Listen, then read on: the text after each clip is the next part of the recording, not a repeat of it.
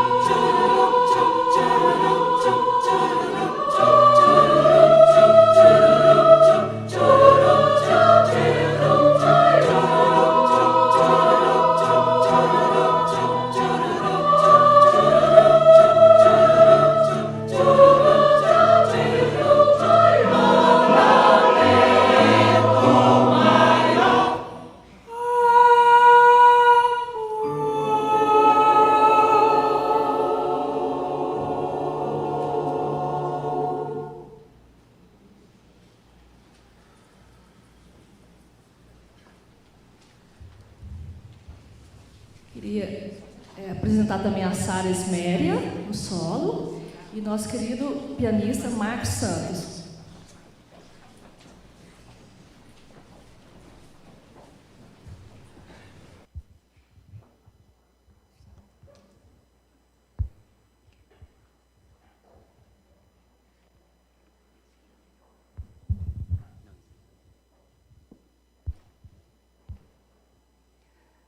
Nossa gratidão, Coral Vida em Luz, sua mestrina Bianca, Marquinhos,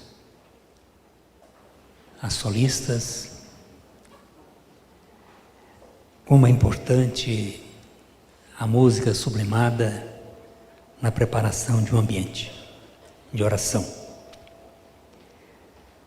Mas como Leovaldo colocou inicialmente, nós estamos com 3 comemorações no dia de hoje.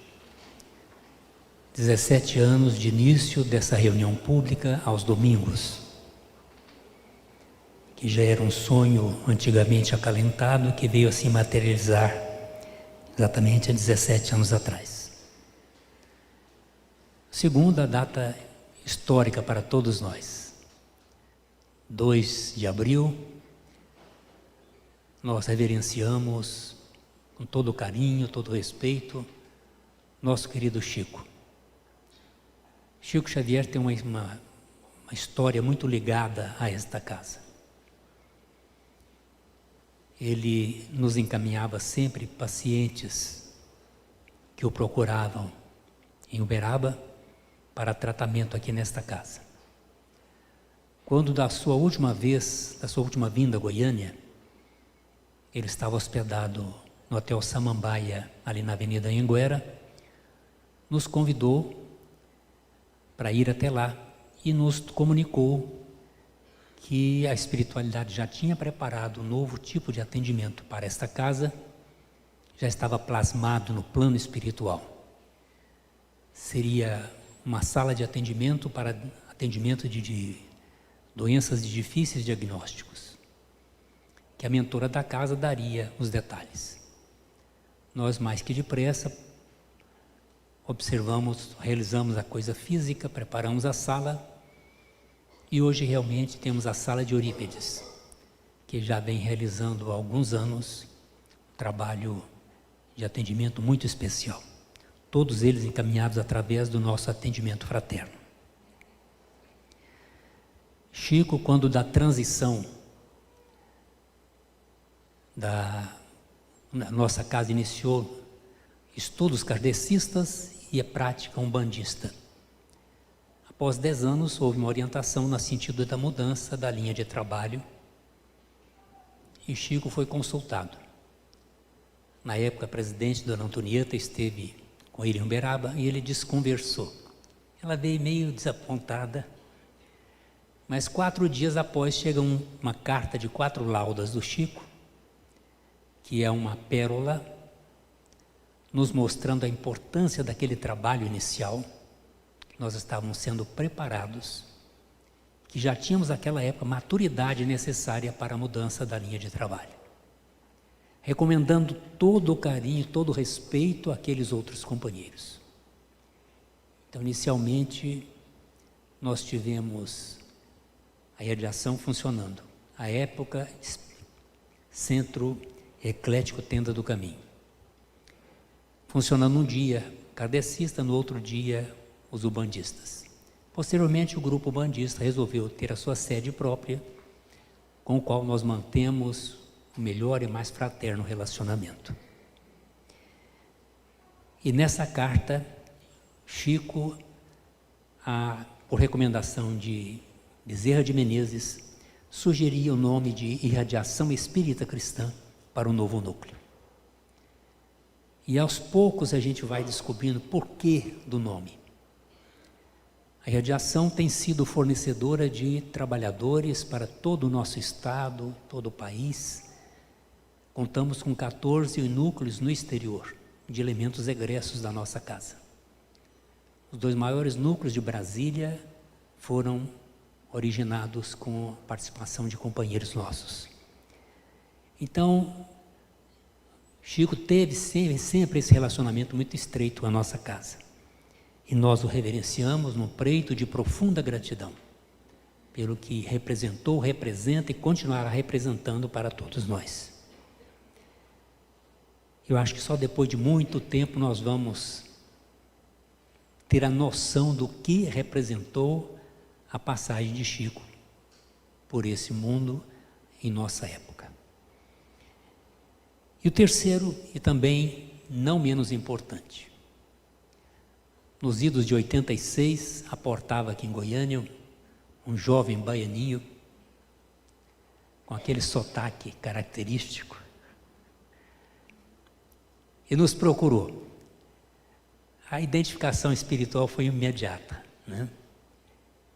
Se apresentou como Emídio Silva Falcão Brasileiro.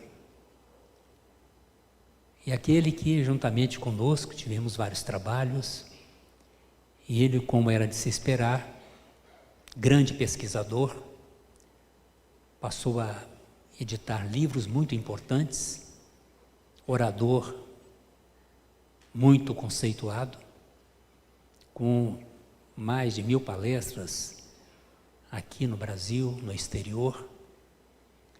Então é uma pessoa muito ligada à nossa casa. E fez um trabalho agora de fôlego. Nada mais, nada menos do que 15 anos trabalhando no sentido de sincronizar os 4 evangelhos, aqueles considerados canônicos.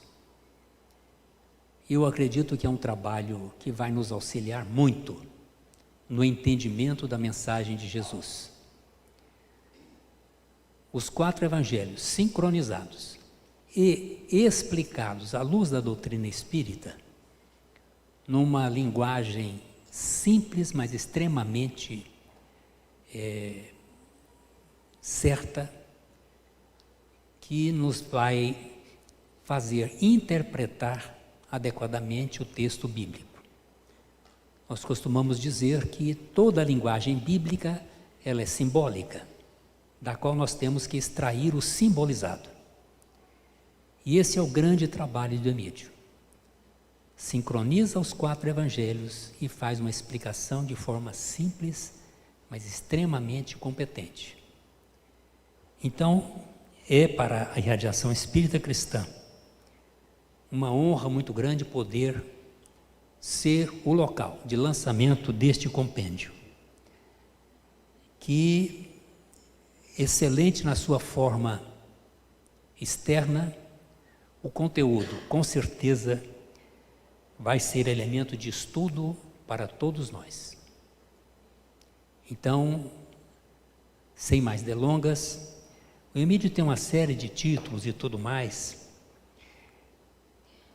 Além de orador, escritor, que nós já dissemos, ele é autor de várias obras publicadas com milhares de exemplares distribuídos. É professor universitário, pesquisador, advogado e membro fundador da Academia Espírita de Letras. Foi o seu fundador.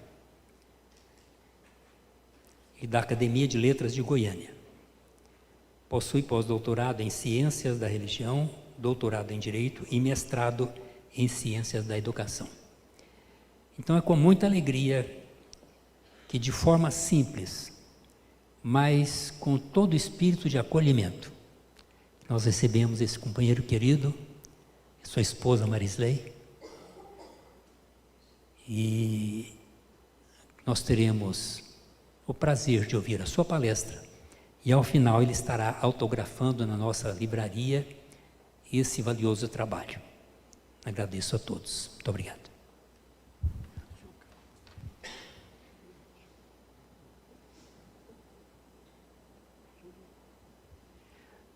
Nós temos aqui conosco o representante da Academia Espírita de Letras, querido Juliano, amigo e companheiro da casa. Gostaria de contar só uma passagem nossa na academia. Foi a única vez que eu discordei, porque os acadêmicos, certa feita, fizeram a proposição de que cada acadêmico fizesse a doação dos livros do seu patrono para formarmos uma biblioteca. Por que eu discordei? Sabe quem é o meu patrono? Chico Xavier. Então só eu teria que doar 408 livros para a biblioteca da livraria. Eu fui contra. Obrigado, deixa eu deixar aqui.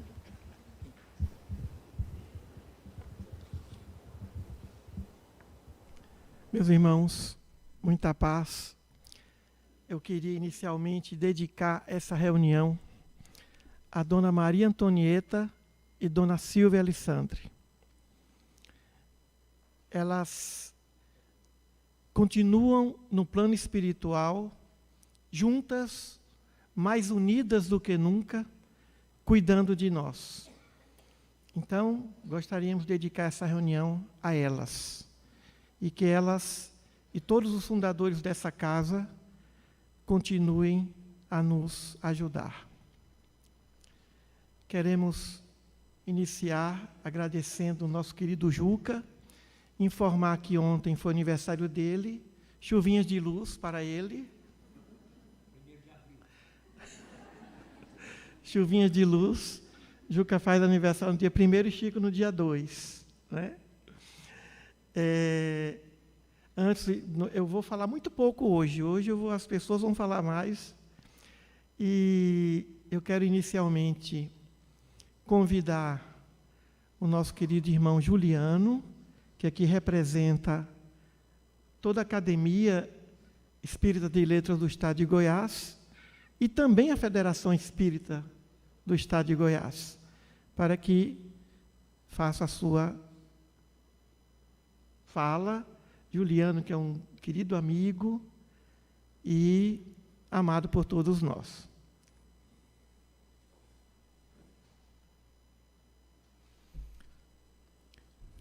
Agradeço ao Emídio pelo carinho, agradeço à Irradiação Espírita Cristã pelo convite, pela oportunidade de estarmos aqui. Sobre o Emídio, nós poderíamos fazer um verdadeiro seminário, né? Então, tentarei ser breve aqui para não ocupar o tempo de todos, né? Mas, bom, grande parte de vocês me conhece como um dos vereadores da casa, né? E agradeço por essa oportunidade de estar aqui mais uma vez. Mas eu venho aqui, então, com essa tarefa de ser um amigo do Emídio e que veio representar essa instituição que ela é tão cara para todos nós, né? Que é a Academia Espírita de Letras do Estado de Goiás. Bom, foi difícil encontrar uma palavra que pudesse representar o sentimento que não apenas eu, mas todos nós que somos companheiros de trabalho do Emídio lá na academia, temos por ele, sabe? Uma palavra que pudesse representá-lo. E nós optamos pela palavra inspiração, porque para nós a inspiração que o Emídio traz é a mesma inspiração do Espiritismo, é uma inspiração que vem em tríplice aspecto. Então, Emídio, ele nos inspira com as suas atitudes, que são atitudes cristãs, que são atitudes inspiradoras para todos nós. Ele nos inspira também com as suas palavras, toda vez que vem nos falar sobre alguma temática do Espiritismo, alguma temática da vida. Emídio tem palavras repletas de uma sabedoria muito própria, por isso são palavras para nós que são inspiradoras. E além disso, Emídio tem esse trabalho maravilhoso com a obra espírita, com os seus livros, os seus textos, as suas pesquisas, não é? Então, Emídio nos traz também esse trabalho inspirador, que para nós serve de referência, para que a gente possa também segui-lo, espelhá-lo em todas essas qualidades, não é? Mas extrapolando um pouco essa característica pessoal do Emídio, esses valores que ele conserva para cada um de nós, o Emídio também tem qualidades que se expressam em todo o movimento espírita brasileiro, quiçá o movimento espírita internacional, né? Quando nós falamos que uma pessoa foi um mentor e fundador de duas instituições como essas, citadas pelo Juquinha, a Academia Espírita de Letras do Estado de Goiás e mesmo a Academia Goianiense de Letras, nós estamos falando de um homem que soube mentalizar e soube materializar institutos que veio para ficarem para sempre, nos guiando aí pelos caminhos do mundo, não é? E falando em torno da Academia Espírita de Letras, certa vez, assim que eu havia me tornado um dos membros da academia, um amigo então me procurou. E ele então me perguntou o seguinte: mas Juliano, você não acha que essas instituições assim, academias literárias, não são instituições assim muito formais, não são instituições assim onde as pessoas são artificiais, não são instituições assim muito até elitistas para representar o espiritismo.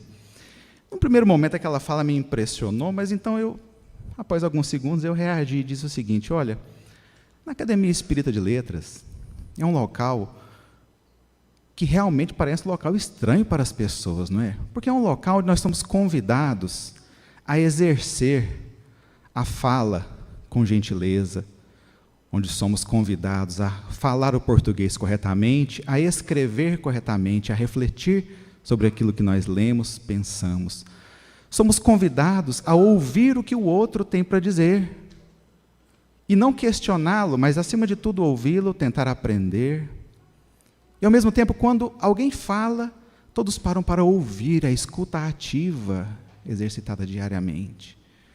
Locais onde nós nos reunimos para poder não questionar o Espiritismo, mas poder entender o que Allan Kardec quis dizer para que possamos multiplicar esses conhecimentos.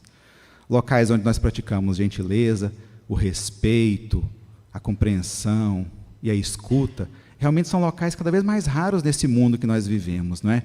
Onde nós paramos realmente para poder exercitar isso, valores que deveriam ser valores bem básicos da nossa vida social, e que às vezes nós temos essa oportunidade.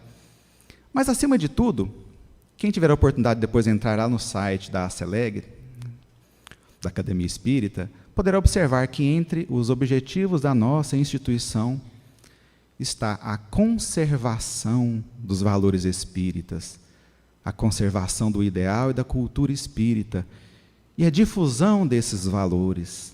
E eu penso que está aí, talvez, um dos propósitos mais nobres que uma instituição pode ter: conservar os valores imortais do Cristo e, ao mesmo tempo, multiplicá-los.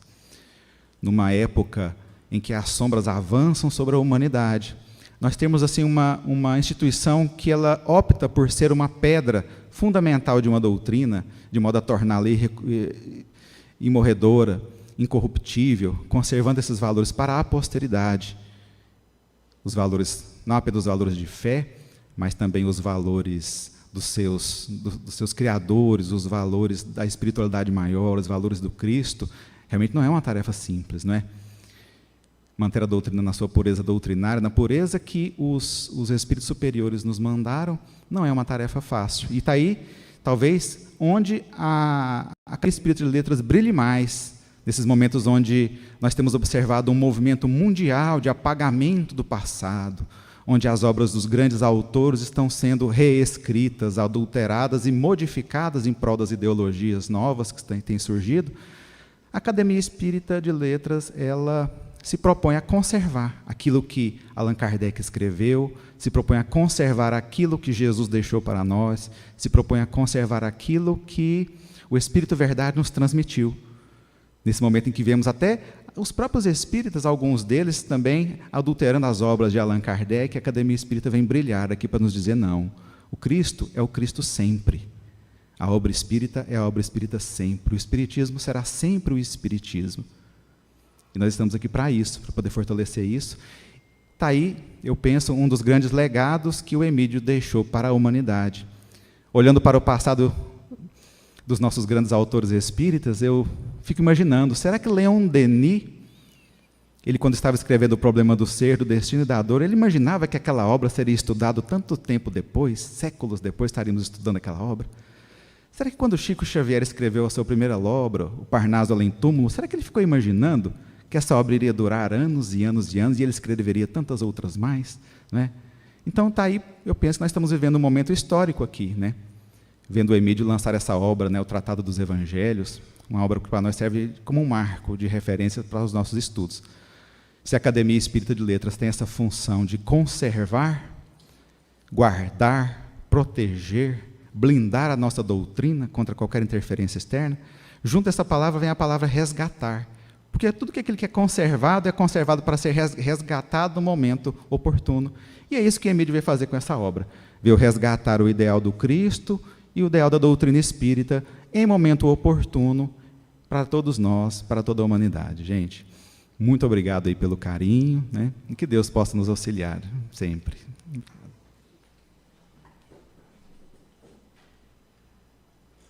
Obrigado, querido Juliano, que Deus o abençoe sempre. Juliano tem várias obras publicadas, Essas obras estão aqui na livraria. Juliano Fagundes, recentemente ele lançou uma obra sobre Arigó. Tem muitas obras publicadas pela editora M. Agora eu vou convidar aqui a pessoa que introduziu, que fez a introdução da obra Tratado dos Evangelhos, que é a Mário Slay, que é escritora também, minha esposa, tenho o maior privilégio de poder estar com ela e ter todo o seu apoio.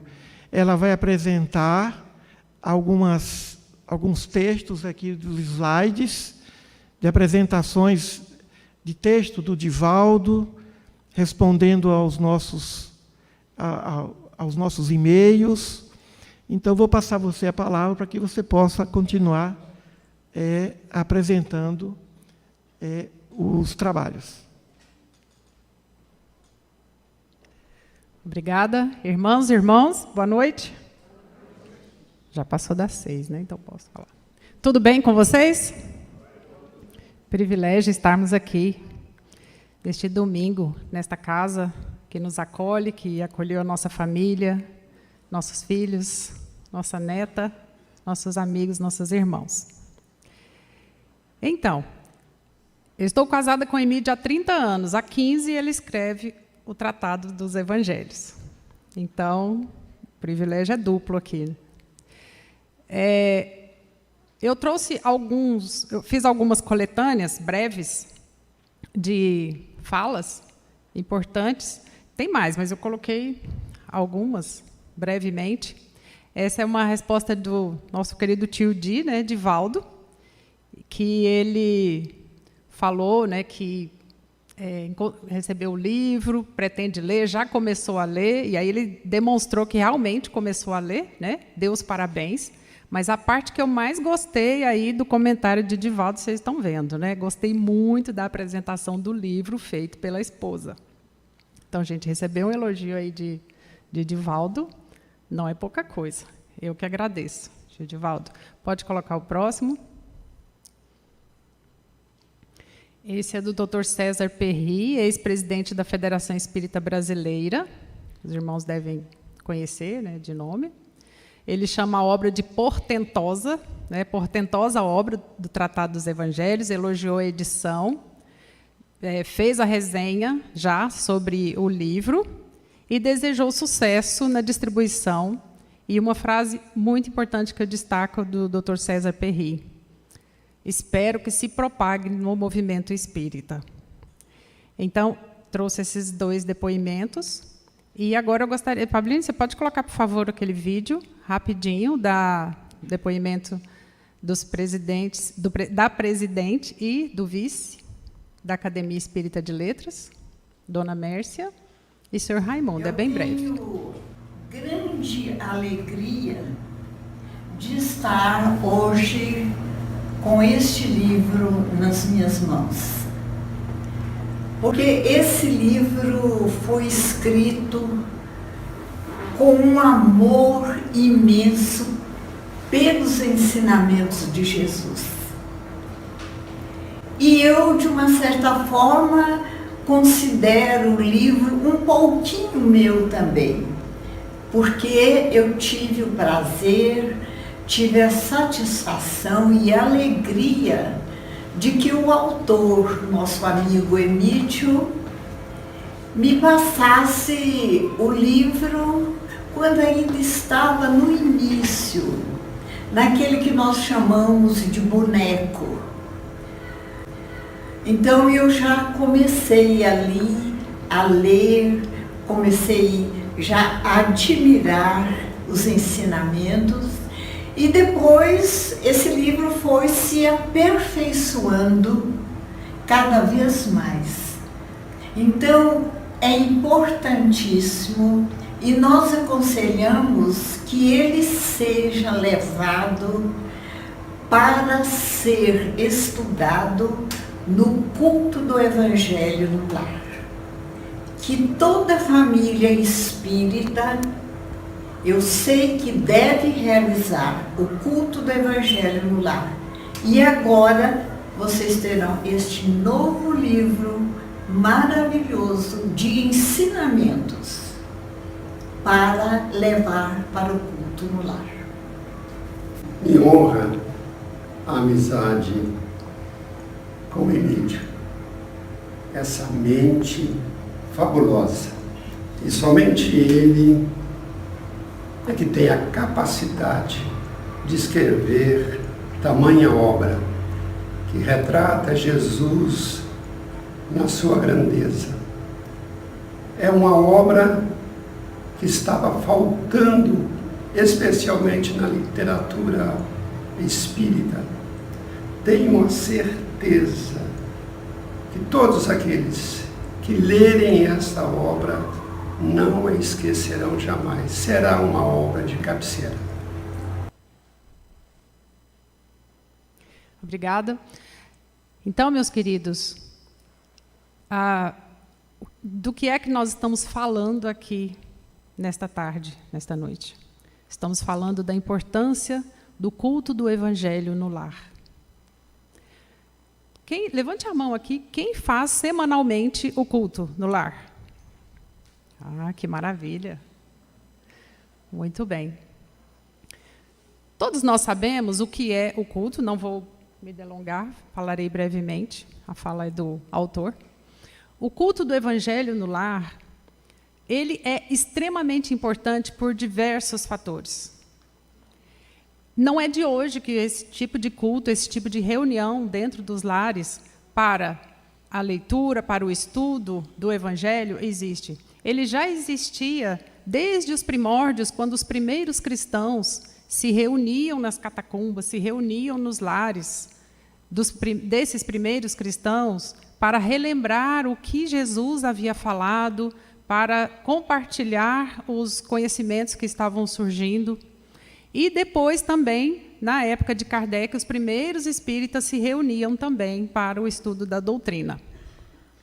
Não sei exatamente como é que vocês fazem esse culto, mas existem instruções que a Federação já passa há muito tempo, a casa também instrui. Mas lá em casa, nós sempre fizemos o culto do Evangelho no lar. Normalmente, nós fazemos no domingo, às 8h da noite. Às vezes, dependendo das situações, a gente faz um pouquinho mais tarde, mas sempre é um horário fixo. Então, todos os domingos, à noite, nós fazemos esse culto. Faça chuva ou faça sol, nós fazemos o culto do Evangelho no lar. Quais são os benefícios para esse culto? Benefícios externos e benefícios internos. Benefícios internos. Irmãos, no decorrer da semana, nós erramos, nós cometemos falhas, nós passamos por limitações, por dificuldades, por tentações. E é justamente nesse culto que a gente faz essa higiene espiritual, tanto nossa quanto da nossa casa. Esse momento aqui, que nós estamos, na casa espírita, vocês não imaginam a importância dessa conexão, dessa profissão de fé, desse frequentar, de fazer essa frequência correta e semanal dessa atividade espírita. Então, o culto do Evangelho no lar é uma continuidade das ações que acontecem aqui, de oração, de estudo. Aqui acontece o passe. No culto do Evangelho no lar, há uma proteção externa, forma-se uma abóbada de proteção no nosso lar. E, inclusive, é o momento em que nós já utilizamos várias vezes, não para fazer alfinetadas, mas para jogar alguma indireta para algum filho ou um para o outro, né, no momento de uma leitura. Então, como que nós fazemos?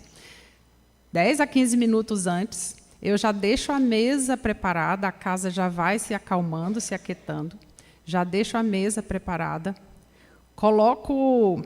Lá em casa, casa de enfermeira é assim, cada um tem seu copo, então um não bebe água no copo do outro, vocês sabem, né? Porque senão, né, vai passar gripe, então cada um tem seu copo. Mas no dia do culto eu faço questão de deixar a mesa bem bonita e coloco taças. Coloco água para ser fluidificada. Então coloco a água, deixo lá o CD preparado para o som, não sei qual é que tipo de música vocês colocam, mas é recomendável que seja uma música instrumental, agradável, né, serena e tranquila. Tem gente que coloca sons de oceanos, sons de cachoeira. Som de cachorro não é recomendável, não. Então, tem que ser sons, né, tranquilos. Eu não sei porque que eu falei disso agora, mas tem que ser sons. Acho que foi em outro lugar que eu falei, pode cachorro? Eu falei, não, não pode. Então, tem que ser som sereno. Então, esse som sereno. E coloco as obras. Desde que os meninos eram pequenininhos, que eles participam do culto. Primeiro no carrinho, no colo, ali do lado. À medida que eles iam crescendo, iam repetindo alguma leitura, né, trechos bem pequenos. Hoje, Cecília participa conosco e ela faz a leitura rapidinha ali do Minuto de Sabedoria. Então, agora cada lar aqui vai ter o tratado dos evangelhos para fazer a leitura. A ideia é que seja feito um item por cada culto para não ficar pesado.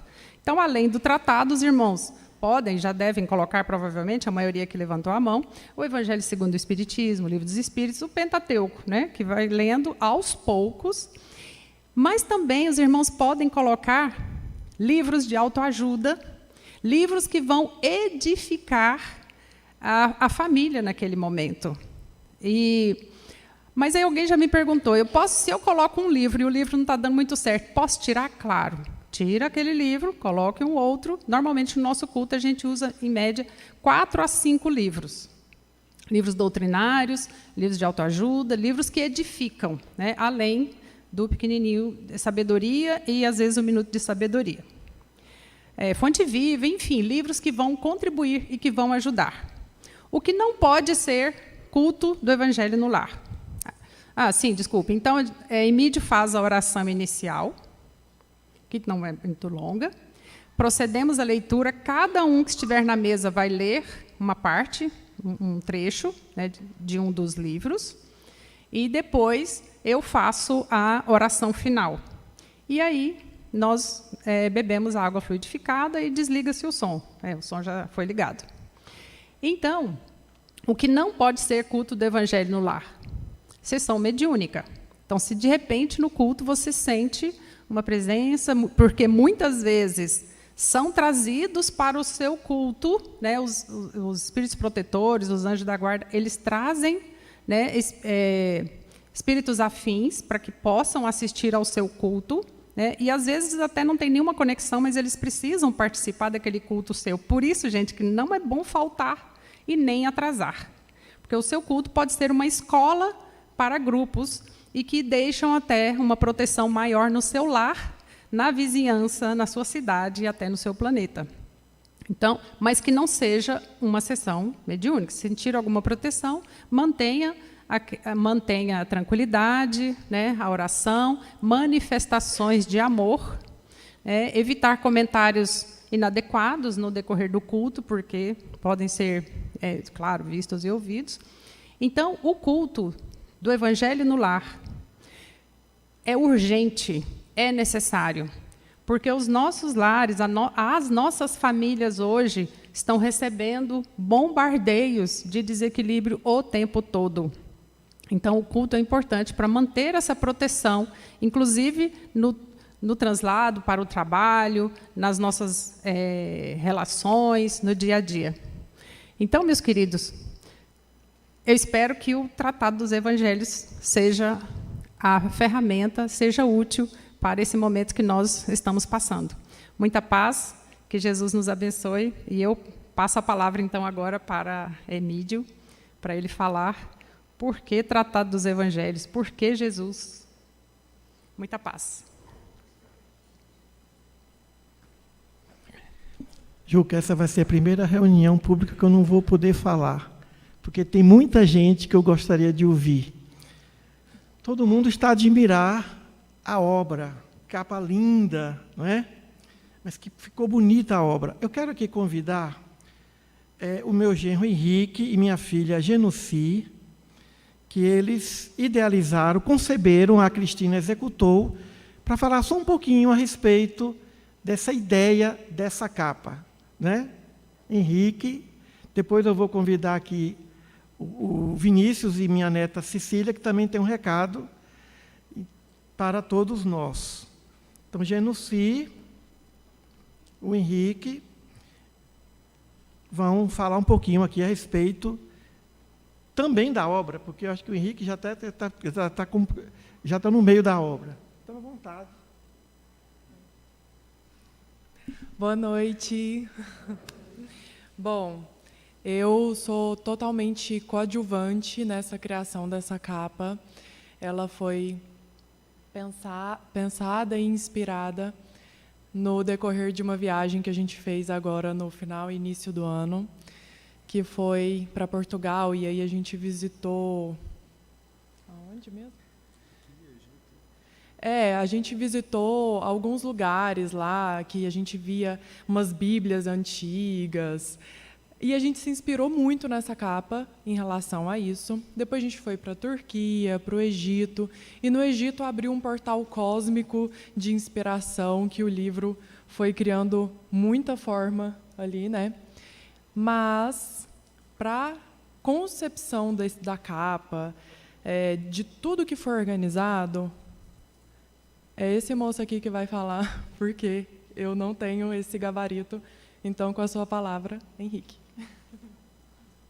Boa noite. Esse livro, o Tratado dos Evangelhos, a gente teve a oportunidade de acompanhar o Sr. Emídio durante cerca de 10 anos. Quanto tempo, Sr. Emídio? Que foi a obra? Quanto tempo durou o tempo? 15 anos. Eu entrei na família da Genuci tem 13 anos.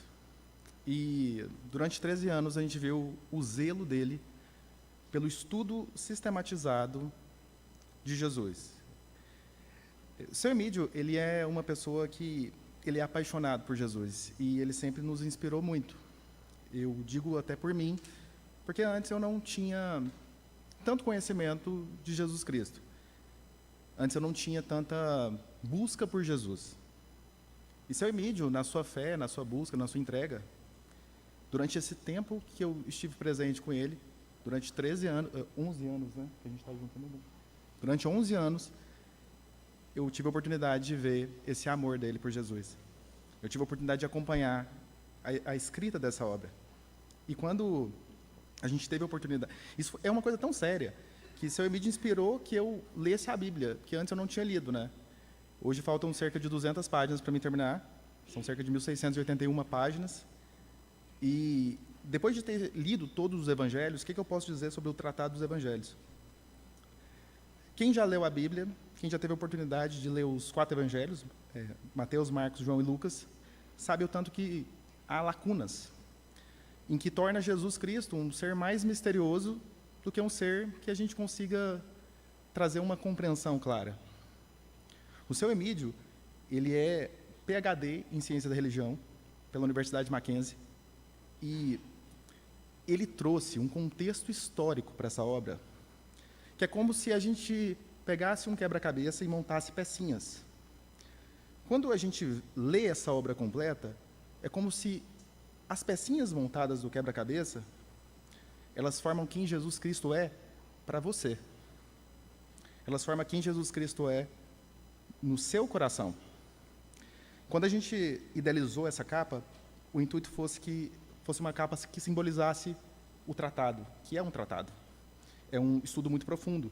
Você vê pela quantidade de páginas que tem esse livro. É um livro de estudo, é um livro denso, e a capa, ela tinha que ser uma capa sóbria. Tinha que ser uma capa que trouxesse a essência. A gente esteve em Portugal agora no início do ano. A gente teve a oportunidade de passar por Porto, em Portugal, Lisboa, além de Turquia, Egito.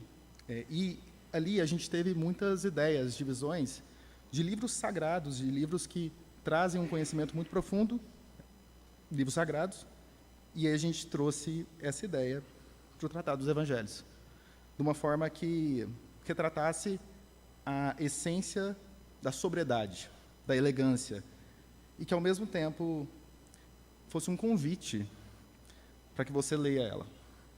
Hoje, o que eu posso dizer para você é, leia essa obra. Pode ser que ela mude a sua vida como ela mudou a minha e me transformou.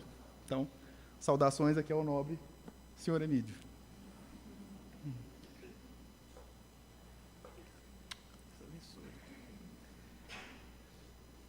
Agora eu vou convidar aqui o casal pai e filha para falar um pouco. A Cecília também tem uma mensagem para as crianças e o Vinícius também, que é evidente que nos apoia em todos os momentos. Então, por gentileza.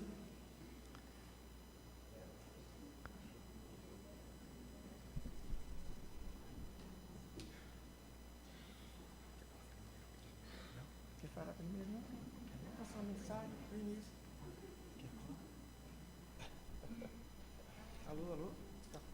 Está ligado? Alô? Cecília, quem primeiro leu no culto do Evangelho no lar, lá em casa, essa obra? Fui eu, eu comecei a ler, eu não sei, acho que... Esqueci. O prefácio. Eu comecei a ler o prefácio. Você começou a ler o prefácio. Você acha que as crianças podem ler também essa obra? Claro que podem, qualquer um podem ler. A linguagem entende, dá para entender, não é? Mais ou menos.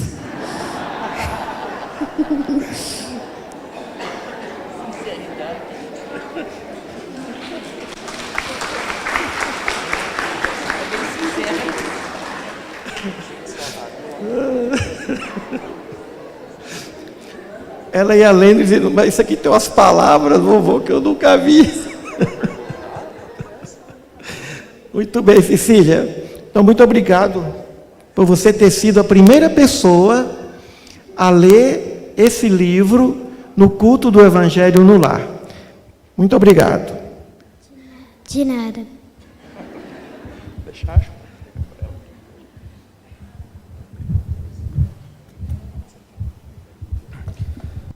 Bom, como vocês podem ler, vocês podem ver, até uma criança pode ler o livro, né? Mas um pouco de um dicionário do lado também pode auxiliar também muito, mas assim, como é que eu posso falar? Eu sou suspeito para falar porque eu acompanhei essa jornada do meu pai durante esses 15 anos, né? E eu me lembro que quando ele começou a idealizar essa obra, ele falava, eu tenho que escrever um livro sobre a vida de Jesus. Esse era um título provisório, né? Um livro sobre a vida de Jesus. Aí a gente ficava assim curioso, poxa, como vai ser, né?